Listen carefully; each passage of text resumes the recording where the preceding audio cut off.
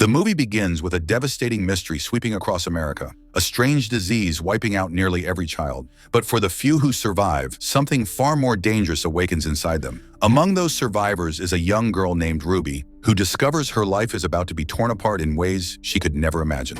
One night, Ruby wakes up troubled and seeks comfort from her mother, only for her eyes to glow with an otherworldly light. By morning, her mother looks at her with complete confusion, unable to remember her own daughter. Terrified, Ruby watches as the woman who once loved her locks her in the garage and calls the authorities. Moments later, government forces drag Ruby away, marking the beginning of her nightmare. She is taken to a heavily guarded rehabilitation camp, one designed not to help children, but to control and categorize them based on their newfound supernatural abilities. Ruby quickly learns that each child is labeled by color according to how dangerous the government believes they are. Greens are intelligent, blues can move objects, yellows control electricity, but reds and oranges, the rarest, are considered lethal and are executed on sight. When Ruby undergoes her examination, the machine flashes the most feared designation, orange. The doctor preparing to eliminate her hesitates for just a second, giving Ruby the chance to instinctively reach into his mind and command him to change her classification to green. From that moment forward, she hides among the safer group, pretending to be something she is not. 6 long years pass inside the camp.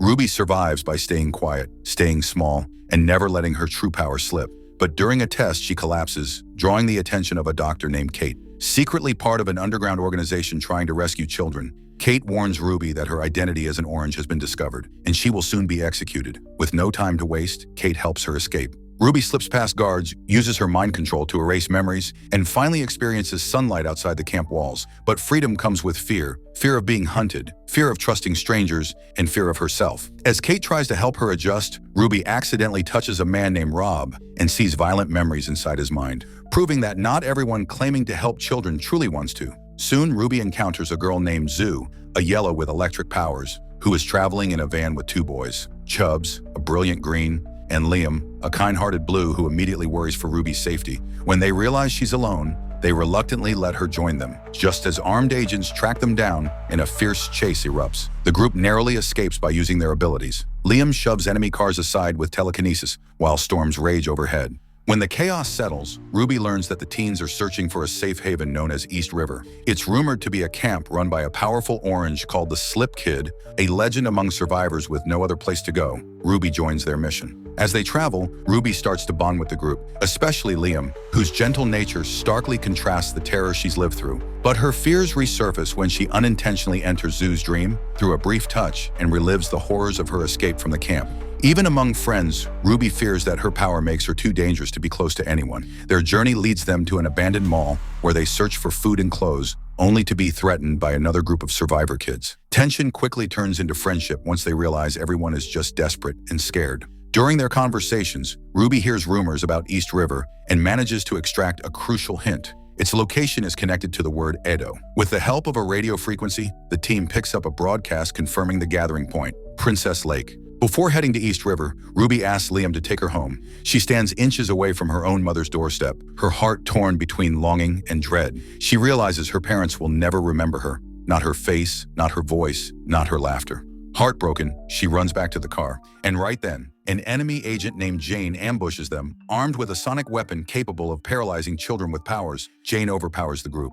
But Ruby, pushed to the edge, finally reveals what she's hidden for years, her orange ability. She forces Jane to drop her weapon and walk into the forest, saving her friends, but frightening them at the same time. She collapses soon after, overwhelmed by the intensity of her power. When she wakes, she apologizes for lying, but Chubbs reveals he already suspected the truth. Despite the danger, they continue toward East River, but before reaching it, armed teens ambush them. Just when everything seems lost, one of the attackers recognizes Liam. Immediately, the hostility ends, and they are welcomed into the hidden camp inside East River. They discover hundreds of children living in relative safety. The Slip Kid finally appears, and to Ruby's shock, he is Clancy Gray, the president's son, believed by the world to be safely undergoing treatment. Instead, he too is an orange, more powerful and more confident than Ruby has ever been. Clancy tells Ruby the truth. His father abandoned him and lied to the world, claiming he was recovering to give families false hope. He explains how he was tortured in camps and used as a test subject. He offers to help Ruby master her abilities, something no one else can truly do.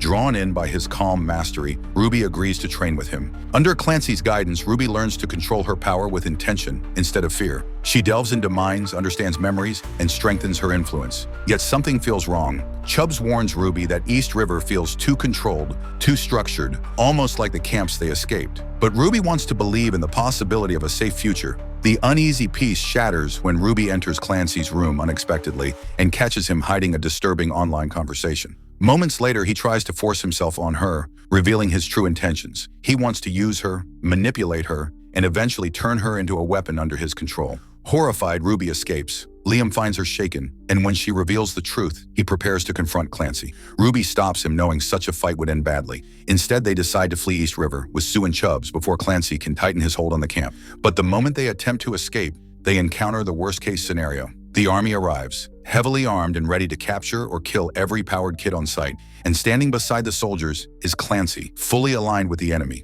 His betrayal cuts deeper than any wound. Chaos erupts as explosions tear through the camp. Ruby forces a colonel to turn his weapon on himself, while Zoo unleashes waves of electricity to shield the group. Army planes descend with red-class children, living flamethrowers who burn everything in sight. Amid the inferno, Ruby confronts Clancy one final time. He tries to enter her mind, but Ruby fights back with all the strength she's gained. She seizes control of a descending plane and sends it crashing toward them, buying enough time for her friends to escape. Chubbs rescues Ruby, but the blast knocks them both to the ground. Chubbs is gravely injured, bleeding and barely conscious. In desperation, Ruby activates the emergency tracker Kate once gave her. When she wakes again, she is in a safe facility, broken, exhausted, but alive. Kate informs her that Chubbs has been taken to the hospital in critical condition, Liam has been arrested, and their mission to expose the president's lies has never been more urgent.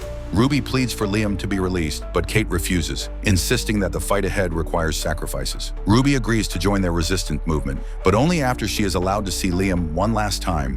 When she faces him through the glass, the pain of everything they've survived together crashes over her.